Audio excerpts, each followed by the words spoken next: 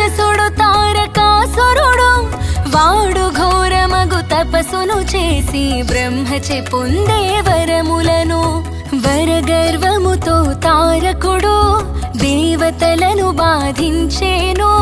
దేవతలంతా బ్రహ్మను చేరి కాపాడమని వేడే